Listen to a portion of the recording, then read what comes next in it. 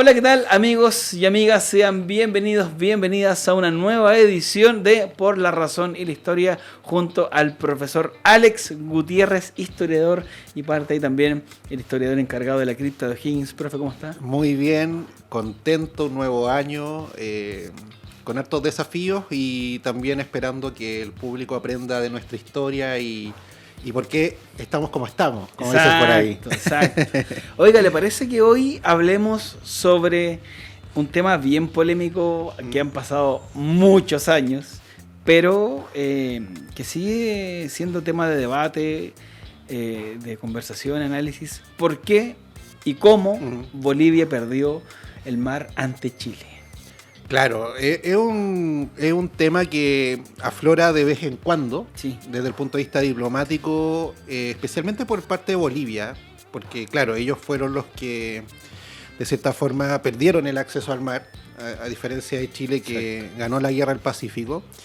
Y para que podamos comprender bien este tema, creo yo que es importante hacer una recapitulación, un mapeo, claro, de cómo, en qué situación estaban estos países antes de la guerra del Pacífico.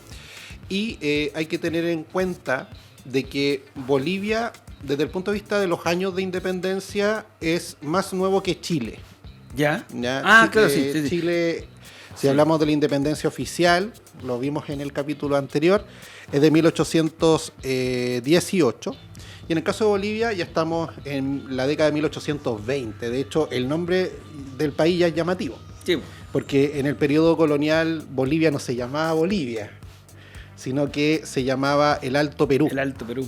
Así era denominado, o en su minuto también se le denominó la Audiencia de Charcas. Esos eran los nombres que tenía Bolivia. Y por parte del reino por parte español. del Imperio Español, claro, dentro de sus divisiones administrativas era el Alto Perú, que en un inicio, administrativamente hablando, era administrado por el Virreinato del Perú, al igual que el caso nuestro, pero después de la creación del Virreinato del Río de la Plata, que vendría siendo Argentina, Paraguay, zona de Uruguay, pasó a estar en administración de Buenos Aires. Perfecto. Entonces, cuando se produce la independencia de la actual Bolivia, hay que señalar que, claro, hubo movimientos internos, al igual que en el caso de Chile y otros puntos de Sudamérica para la independencia, pero en realidad las fuerzas que generan la independencia de este país vienen de afuera. Y estamos hablando de las tropas de Bolívar, a grandes rasgos, que son las que entran en el Alto Perú para expulsar a los realistas de la zona. Y de allí viene el nombre de Bolivia, por Bolívar, por Simón Bolívar. De hecho, hay una ciudad en Bolivia que es la capital administrativa, que es Sucre, que es también de un libertador de la zona norte de Sudamérica. Y hay que señalar que Bolivia es un país que desde sus inicios, desde el punto de vista de su administración política, va a ser muy inestable. De hecho, hay historiadores... Ha sido un país que estaba marcado por golpes de Estado, mucha inestabilidad. De hecho, te voy a dar un dato, Tomás, que quizás llamativo. Al momento de la Guerra del Pacífico, desde la independencia hasta la Guerra del Pacífico, Bolivia había tenido... si sacamos un promedio, alrededor de 2 revoluciones por año, ya para que entendamos el nivel de inestabilidad del país. Y eso también se podía analizar de cierta forma en la composición de su ejército.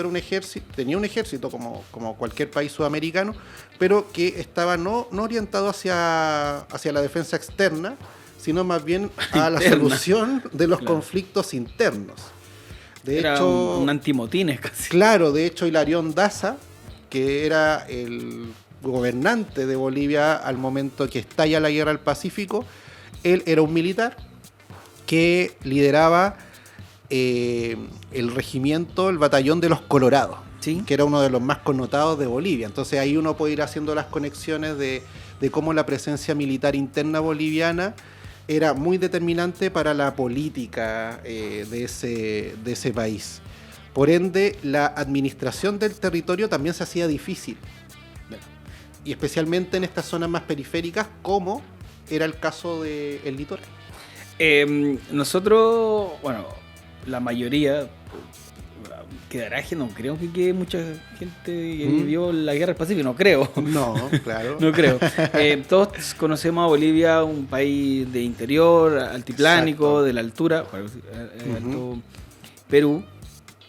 Pero en el tiempo de la guerra del Pacífico tenía esta salida costera, ¿cierto? Exacto. Pero Que también, ojo, nosotros damos por hecho de que Bolivia tenía salida al mar, pero si uno empieza o sea, a salida escarbar, soberana, porque hoy tiene Claro. salida por tratado con Chile. e incluso yo me atrevería a decir, y esto quizá un poco polémico, esa salida al mar que tenía Bolivia no estaba 100% clara en el periodo colonial, debido a distintas diferencias en la forma en que se definieron los límites por Claro. parte del Imperio Español.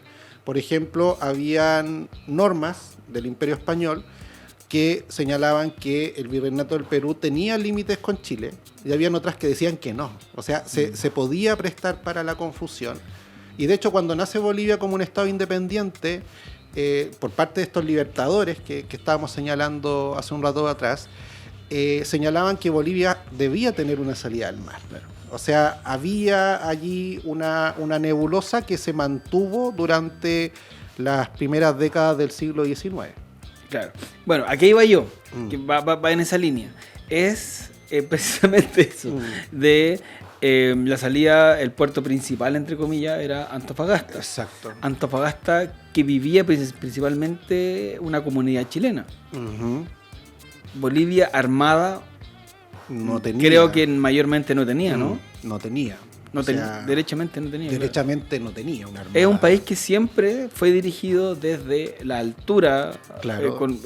hablando geográficamente, y que su costa la tenía más bien en una zona como subarrendada, no sé. Claro, Para mí siempre me ha costado entender de cómo lo administraba Bolivia, porque de verdad los libros de historia, tanto chileno y boliviano, dicen que no había un mayor control, una mayor explotación en esa zona. No sé si estoy medio equivocado ¿Cómo se organiza claro, esto, exacto, ¿no? porque es rara la figura. Sí, es una y va a ser más rara a medida que vayamos avanzando. Claro. Claro, había una indefinición sobre cuál iba a ser el límite específico entre ambos países. Eso no está muy claro en las primeras décadas de independencia, tanto de Chile como de Bolivia, dónde se va a trazar el límite preciso. Y yo creo que el primer hito que va a ir marcando las tensiones entre ambos estados va a ser en el gobierno de Manuel Bulnes. ¿Ya? ¿Ya? Bulnes gobernó, para que nos hagamos una idea, entre 1841 a 1851. Es el segundo decenio, ¿Ya? para que nos vayamos ahí a la parte política chilena, de los gobiernos conservadores. El primer decenio fue el gobierno de Joaquín Prieto, conocido ese gobierno por Diego Portales, que fue su ministro. La guerra contra la Confederación Perú-Boliviana se desarrolla en el gobierno de Prieto. Y después de Prieto tenemos a Bulnes.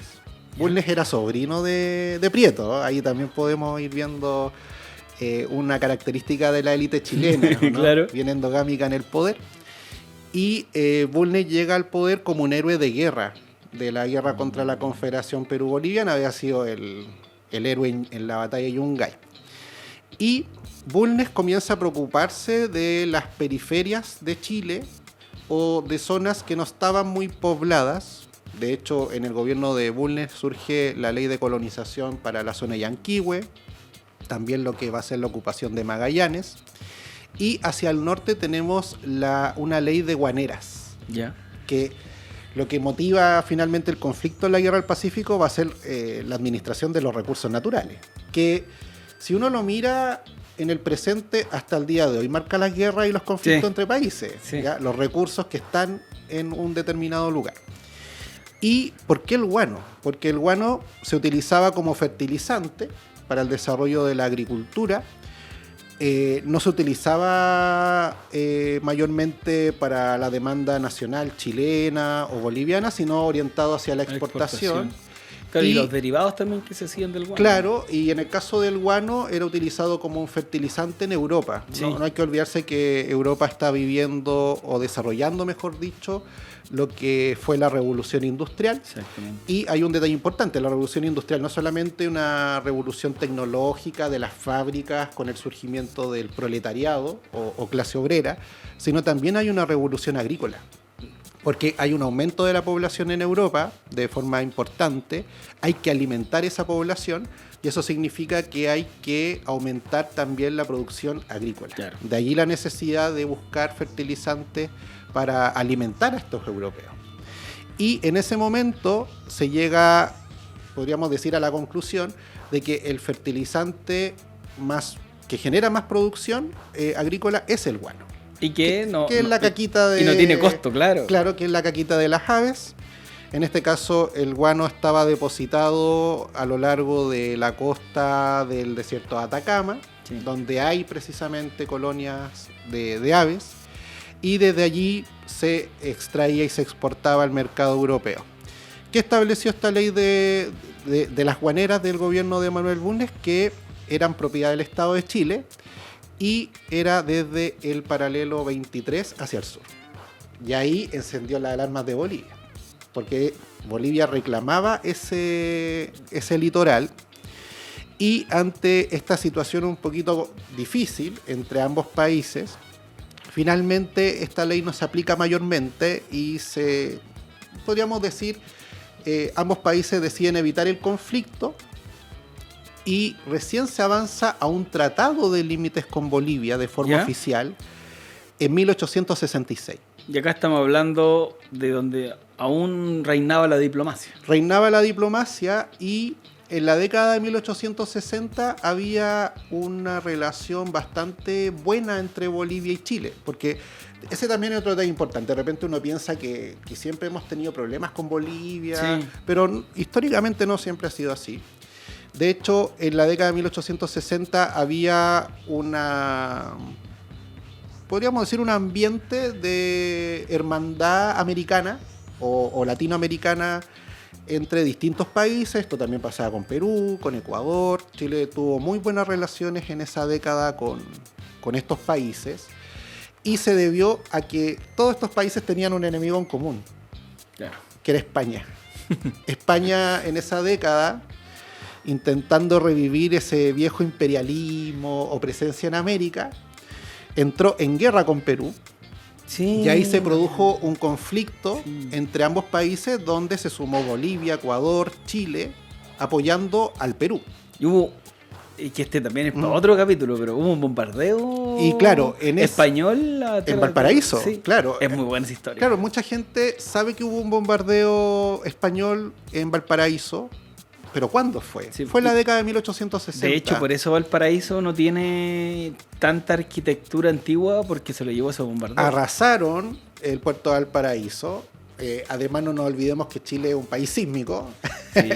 Entonces, después, vamos a tener que dedicarle podríamos hablar de los terremotos en algún momento. No, del bombardeo. Guerra, sí, claro, es fascinante. Que fue una guerra naval. Sí. Ojo, no fue una guerra con batallas de fusiles, claro, de infantería, en tierra, sino que fue una guerra naval. La guerra de Chile contra España, que de hecho así se conoce acá en Chile.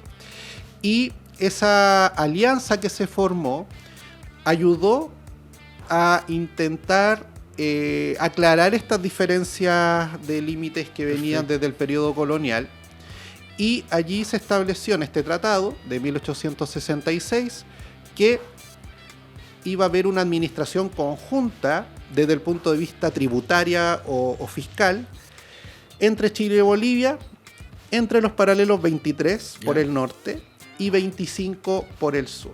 Y eso en distancia hoy en día podríamos ir cerca de la región de Antofagasta. Perfecto. En pocas palabras, la región de Antofagasta. Y se establecía que los tributos que se generaran a partir de las aduanas de la zona iban a ser repartidos en partes iguales entre Chile y Bolivia. Entonces, los ingresos que hubiesen allí iban a ser repartidos, pero era complejo hacer este cálculo. Además, Bolivia, o había sectores en Bolivia que señalaban que Esto, de cierta manera, era meterse en la soberanía de su propio territorio, porque teníamos que darle la mitad a Chile. Entre medio comienza a explotarse una mina de plata, cerca de Mejillones, que es la mina de Caracoles, que generó también importante ingreso, y el debate era si había que incluir o no esta mina o no. Y esto va a llevar a que se haga un nuevo tratado en 1874. ¿Ya? Y en ese tratado se establece que el límite va a ser el paralelo 24. Uh-huh. Chile renuncia a esta repartija de los tributos 50 y 50 a cambio, y quizás esto mucha gente lo sabe, a cambio de que no le suban los tributos a las empresas chilenas en la zona. Claro, los impuestos que conocemos. Exacto, que eran impuestos de exportación. También hay que tener en consideración que, ¿de dónde sacaban plata los países en esta época? Lo más fácil eran impuestos aduaneros. No es como hoy en día que está el IVA, el impuesto a la renta. Chile no tenía impuesto a la renta recién en 1925, cuando el salitre dejó de generar importante ingreso al Estado chileno. Ahí se empiezan a barajar otras alternativas tributarias, pero lo más fácil de recaudación de impuestos en el siglo XIX, era impuestos que se cobraban en las aduanas. Claro. Así que Chile renuncia a este 50% a cambio de que no le suban los impuestos a estas empresas chilenas que tenían presencia en Antofagasta. Y resulta que un año antes de la firma de este tratado entre Chile y Bolivia firmó un tratado con Perú. Claro. Que era este tratado secreto de defensa mutua. Era como secreto, pero no tan secreto. Pero no tan secreto, porque primero se filtra. O sea, si hay filtraciones ahora, en esta época también. Secreto malo. Un secreto muy malo. Y aparte, cuesta guardar un secreto cuando los secretos son buenos. Sí, es verdad. Y además, Bolivia y Perú intentaron integrar a Argentina. Entonces también se filtró de Argentina que recibieron un ofrecimiento boliviano-peruano para ser parte de este acuerdo, que era pensando en Chile. Sí, y hay libros de historia también, profe. O sea, más que libros completos, hay libros que mencionan cierto episodio de la importancia que tuvo también el espionaje chileno. Claro. Que estaba bien en pañales o no tan precario como hoy en día. Pero funcionaba para recolectar esta información. De hecho, ¿por qué? Y esta es una pregunta interesante que podríamos desarrollar ahora. ¿Por qué Argentina no se sumó al tratado secreto? Buena pregunta. A ver, porque habían, primero que todo, diferencias limítrofes entre Argentina y Bolivia. Ya partamos de esa base. No estaba muy clara la frontera entre ambos países, especialmente en la zona de Tarija. Uh-huh. No estaba muy claro. Argentina reclamaba Tarija, que actualmente es boliviano. ¿Ya? Lo reclamaba. Porque ahora lo más cercano, Salta también. La zona, claro, esa zona no estaba muy clara. Jujuy, no estaba muy claro el noreste argentino. Y lo otro era que a Argentina tampoco le gustaba la idea de un Perú muy fuerte. Porque este acuerdo también podía fortalecer mucho al Perú. Entonces, ante esa situación, Argentina prefiere restarse, a pesar de que este supuesto tratado secreto fue aprobado en el Congreso argentino, por lo menos en la Cámara de Diputados. Y además se decide avanzar en un acuerdo dialogado entre Chile y Argentina. De hecho, en 1878 se va a hacer un acuerdo para avanzar en la vía más diplomática que una alternativa militar. Ahora, ¿cuáles eran los problemas que habían entre Chile y Argentina? El límite sur. La zona el eterno campos de hielo, Patagonia. Claro, la zona patagónica, la isla de Tierra del Fuego, incluso el estrecho Magallanes. No estaba muy claro si... Hasta el día de hoy quieren... Claro, o sea, si el estrecho Magallanes iba a ser 100% chileno o si iba a compartir con Argentina. Claro. No estaba muy claro. ¿Y qué pasaba por la cabeza de Bolivia? Bueno, primero había una sensación de seguridad, de decir, bueno, no tenemos armada, no tenemos una marina, pero sí los peruanos tienen una armada.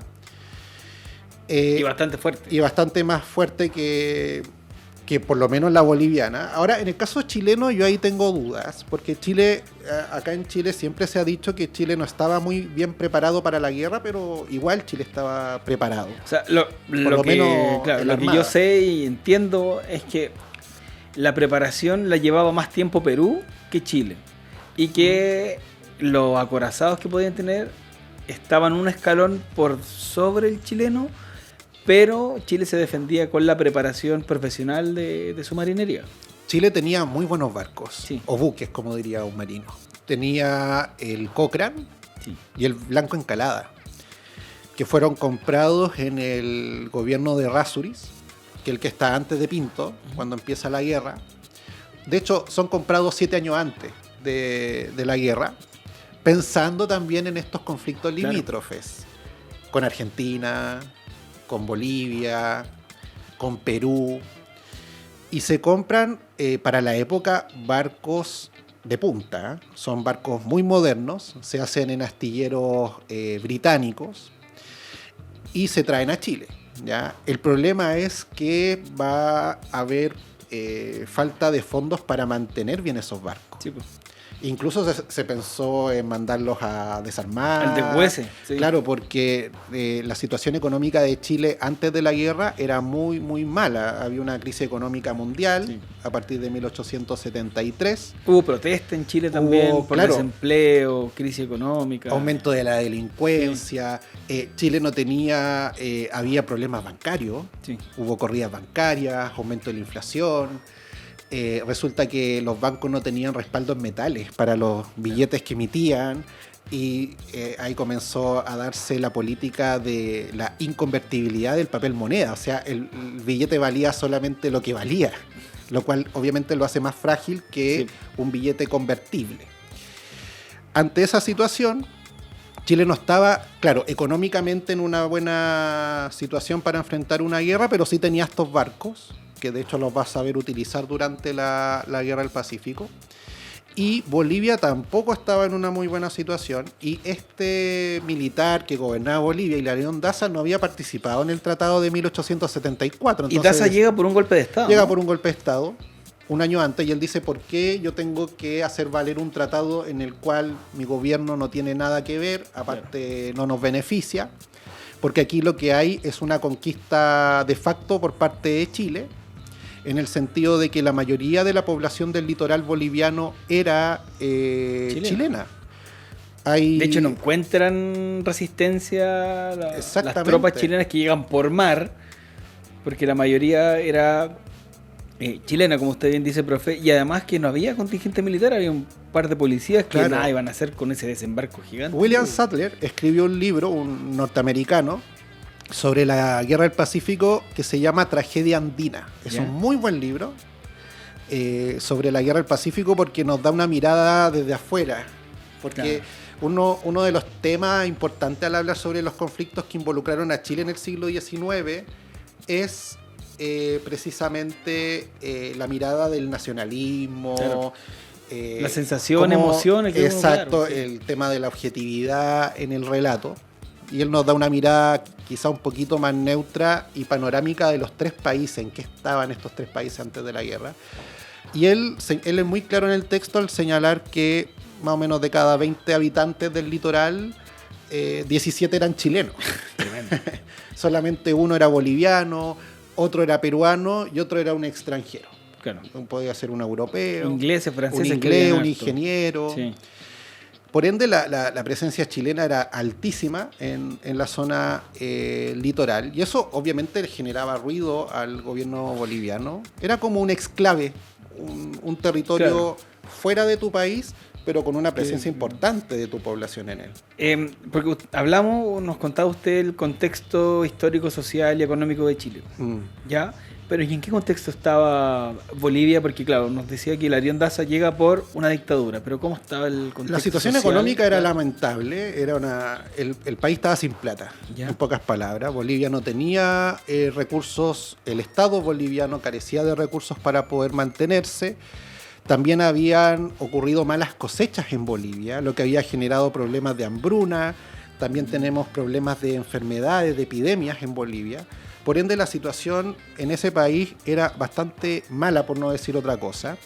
Y ante la necesidad urgente de conseguir recursos de alguna parte, en este caso piensan que pueden aumentar los tributos de las empresas chilenas que están ubicadas en la zona del litoral boliviano.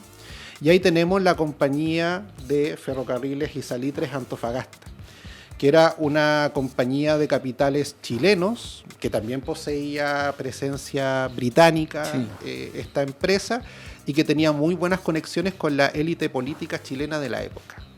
Porque algo que caracterizó podríamos decir, al capitalismo en Chile, en este periodo que estamos revisando, era el desarrollo de un grupo de empresarios chilenos que fue desarrollando distintas actividades mineras, primero en el norte chico y que fue avanzando hacia el norte grande. Por ende, hay un peso importante también de los chilenos en la zona y cómo estos podían influir. Y eso quizás acá en Chile no lo manejamos tanto, cómo podíamos influir en la política de otros países. O sea, Chile era visto como un país que avanzaba desde el punto de vista de la conquista, de la hegemonía, sobre territorios que otros no percibían como territorios chilenos, sino que era un territorio de ellos. Uh-huh. Y esta sensación la tenían tanto los bolivianos como los peruanos, ¿ya? Perú también estaba necesitado de recursos. Sí, pues. En ese momento. También, y el vecino que iba a tener también. Claro, y también tenía un estado quebrado, porque en la década de 1870 el guano va a la baja y en su reemplazo aparece el salitre. Y el Perú vio precisamente al salitre como una oportunidad para poder salir de su aprieto estancamiento financiero, especialmente el Estado peruano. Y no nos olvidemos que este recurso, el salitre, está ubicado tanto en el litoral boliviano como también en el litoral peruano. Pero para poder hacer una buena jugada desde el punto de vista económico por parte de los peruanos, ellos querían de cierta forma controlar toda la venta del salitre. ¿Ya? No solamente en Tarapacá, sino también en la zona de Antofagasta. Claro, establecer una especie de monopolio. Sí. Una especie de monopolio para poder subir el precio de este nitrato que está aumentando su demanda internacional de forma importante. No nos olvidemos en el tema de la agricultura. Además que en el caso del salitre podía servir como explosivo. Y de hecho la primera medida que toma el Perú es expropiar las salitreras de Tarapacá a cambio de bonos. Eran fondos británicos, ¿no? Británico-franceses. Habían propietarios europeos, pero también chilenos.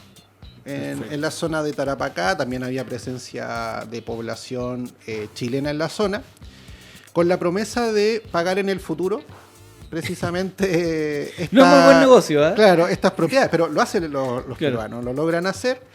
Esto, y ahí uno empieza a hacer conexiones. Esto no le gustó mucho a los ingleses que estaban invirtiendo en la zona debido a este estanco, podríamos decir, que estaban haciendo los peruanos.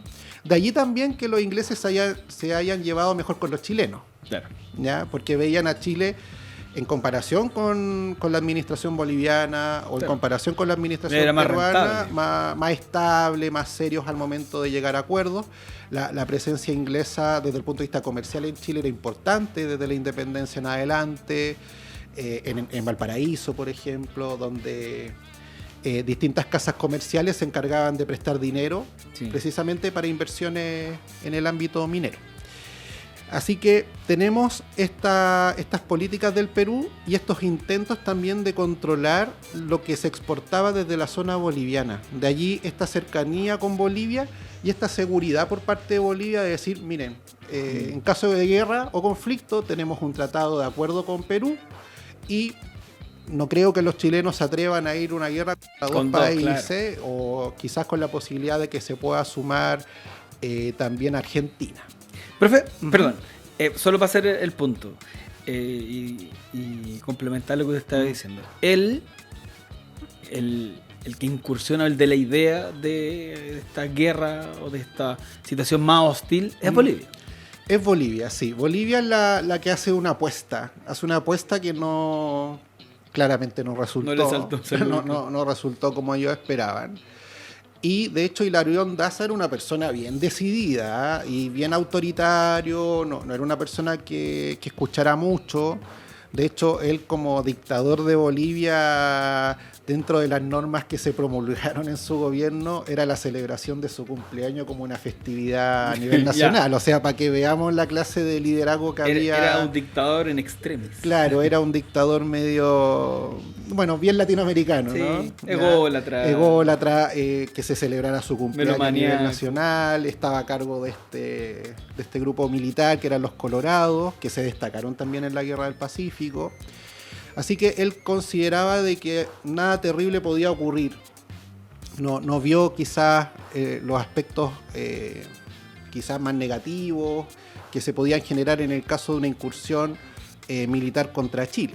Claro, porque ¿quién iba a pensar que un país va a querer librar batalla contra dos? Claro, además para proteger una empresa privada. Claro, y por detrás un tercero si es que. Exactamente. Porque Chile no tenía claro también si Argentina, por más que haya dicho que no, podría meterse entre medio. Claro, y el generar movimientos militares en contra de otro país es una situación arriesgada en el sentido de que tú no sabes cómo va a terminar una guerra. Claro. Y eso pasa hasta el día de hoy. O sea, si uno ve los conflictos internacionales del presente, pienso yo, no sé, la guerra entre Rusia y Ucrania, tanto los ucranianos como los rusos no saben cómo. Claro. Nosotros tampoco sabemos cómo irá a terminar ese conflicto. En los teatros, en los escenarios de guerra, siempre se habla que el plan dura hasta que se dispara la primera bala. Exactamente, porque de ahí tú no sabes lo que va a ocurrir. Y en el caso de Bolivia, ya las primeras acciones en contra de los intereses económicos chilenos en la zona litoral boliviano comienzan a principios de año del año 1878, o sea, estamos hablando un año antes de la guerra, donde se genera este famoso impuesto de 10 centavos por quintal de salitre. Uh-huh.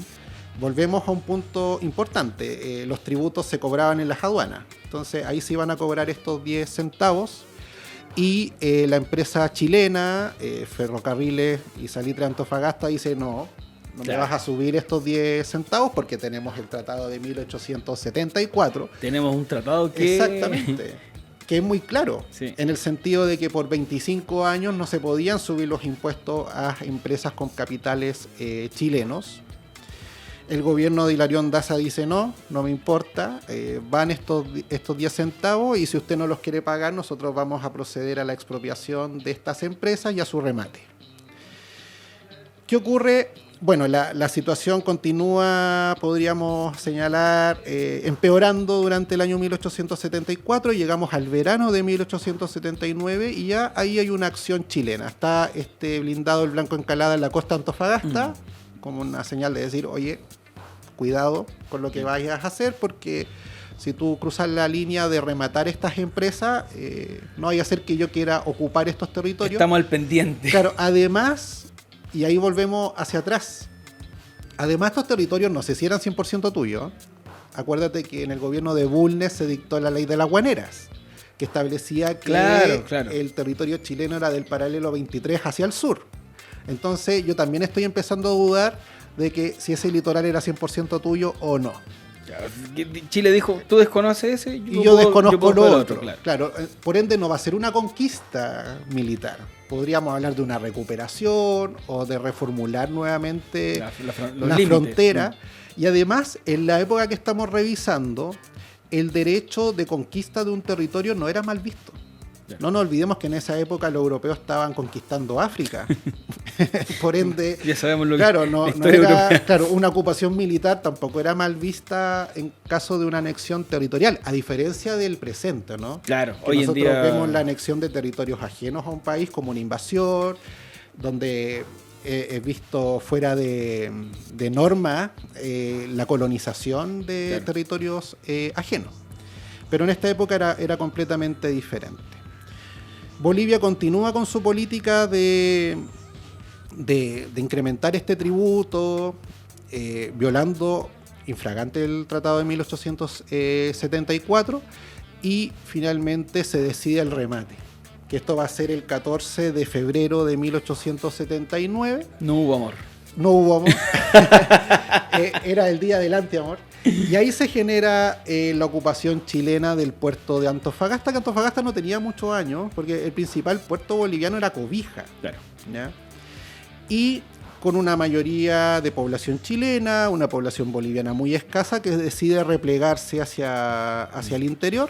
Sin disparar una sola bala, se produce la ocupación chilena de este litoral, que estaba muy mal conectado con el interior boliviano. Lo que yo decía al principio, tú decías, Tomás, muy largo, una administración muy larga. Y los caminos muy difíciles para llegar a La Paz desde Antofagasta. Aparte, en Bolivia en febrero tenemos carnaval, sí. Así que igual nuestros amigos andaban en... Y hay otro punto, profe, el tema climático. El tema climático, las lluvias. Lluvias torrenciales en el altiplano. No había telégrafo. Exacto. Hacia el interior. No habían autos. De Chile, no habían autos. Claro, no habían autos. A diferencia de Chile, que sí tenía una red de telégrafo, sí. O sea, las comunicaciones funcionaban bastante mejor acá que allá.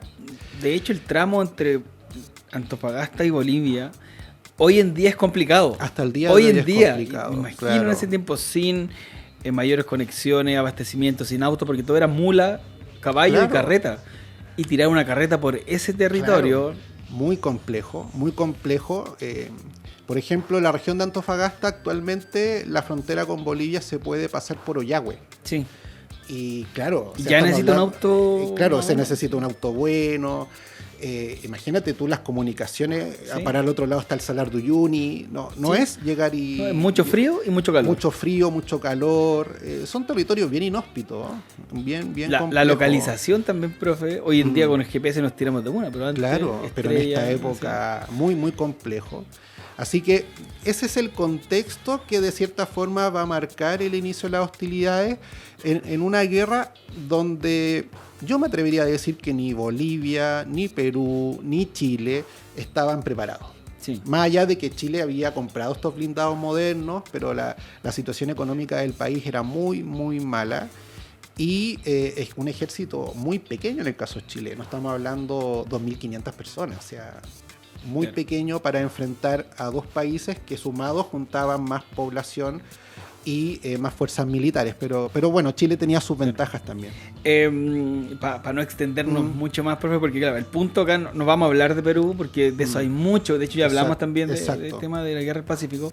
Es el tema de cómo Bolivia tiene esta idea, sale para atrás, y hay una batalla donde ya Hilarión Daza pierde todo el respaldo, o el poco respaldo que le quedaba en Bolivia, y pierde todo el respaldo de Perú, que deja tirado literalmente la batalla de Camarones, si mal no recuerdo, donde abandonan, los dejan tirados y ellos se repliegan a... Después de Dolores, Bolivia, claro, tenemos un repliegue de las fuerzas bolivianas. El mismo Hilarión Daza fue a la zona de Tarapacá, a la zona de Arica, para participar directamente en la guerra con las fuerzas bolivianas. Pero habían problemas de comunicación primero entre ambos ejércitos aliados. Claro. No había un Estado Mayor conjunto, sino que cada país tenía sus propios estados mayores. Habían problemas también con las armas. Por municiones. Claro, sí. Tanto los bolivianos como los peruanos tenían distintos armamentos. De distinto calibre. Las balas no se podían utilizar de una forma, entre comillas, más universal. A diferencia de Chile, que sí. Tenía armas más homogéneas para utilizarlas. Y lo otro era la logística. La logística chilena funcionó infinitamente mejor. Porque claro, Chile creó puentes, iba creando puentes a mediado que avanzaba en el norte. Que avanzaba, claro. Y tenía un presidente, podríamos llamar, entre comillas también, un presidente en campaña. Claro. ¿Ya? O sea, teníamos al presidente Pinto, por ejemplo, acá en Santiago, pero tenía también a su enviado en la zona de la guerra, ¿ya? Que ayudaba en la toma de decisiones más rápidas. Y tenía generales muy capacitados también. Bueno, aparece la figura de Baquedano. Claro, Chile tenía un ejército más pequeño, pero más profesional que el ejército peruano y boliviano. Y volvemos al punto inicial, en el sentido de que esos ejércitos estaban más preocupados de sus propias contingencias internas que de defender a sus respectivos países ante una agresión externa. Por ejemplo, en el caso peruano, a ver, Chile tenía 2.500 soldados, ¿cierto? Dijimos, el ejército chileno eran 2.500 personas, la oficialidad peruana eran 2.500. O sea, tenían un exceso de oficiales. ¿Y de dónde sacaban soldados para la guerra?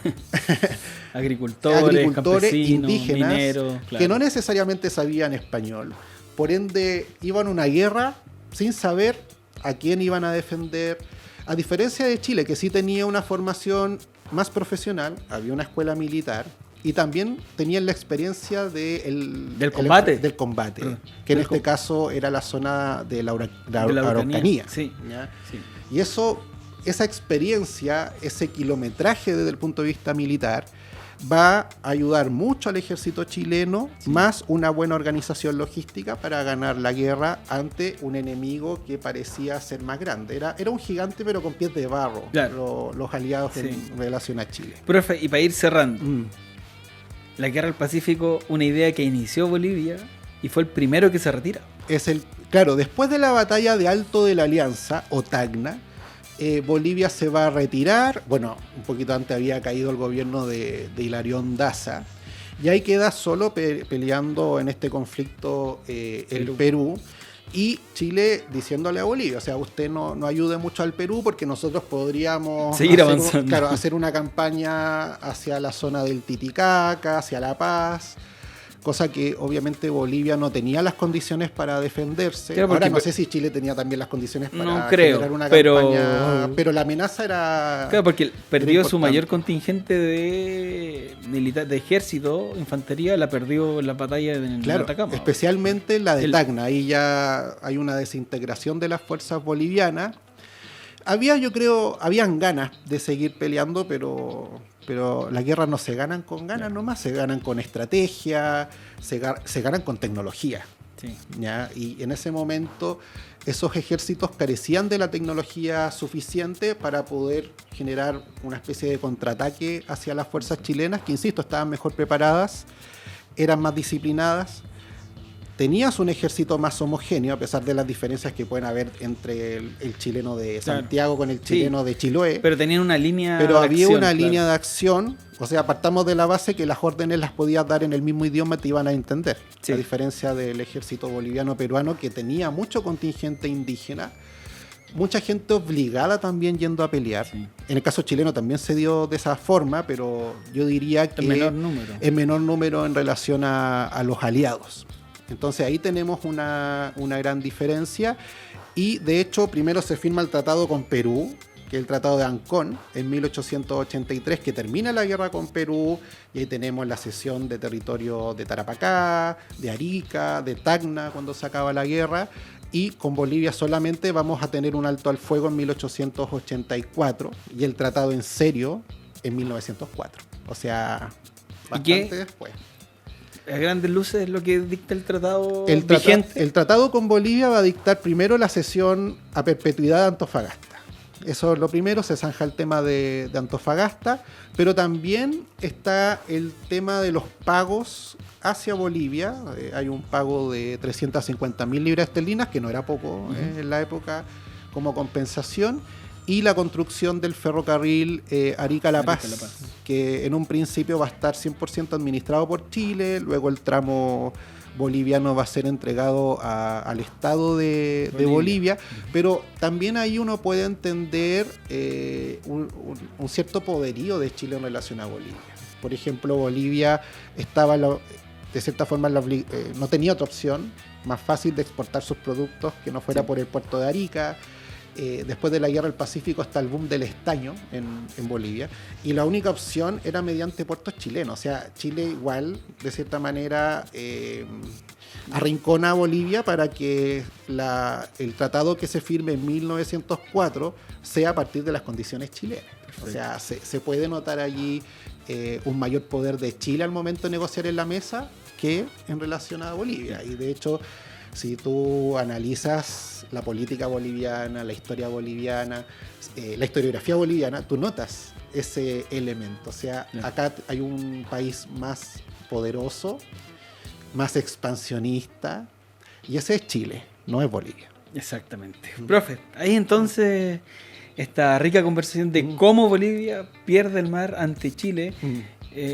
Fundamentos, datos históricos, así que muchas gracias por este nuevo capítulo de Por la Razón de la Historia. Y si ustedes llegaron hasta acá, recuerden suscribirse, darle like y dejarnos comentarios ahí de qué les gustaría que habláramos acá con el profe Alex. Tenemos muchos temas este año. Se vienen más cositas. Se vienen cositas. Así que, profe, muchas gracias por estar con nosotros nuevamente. Que estén bien. Que estén bien. Chao, chao.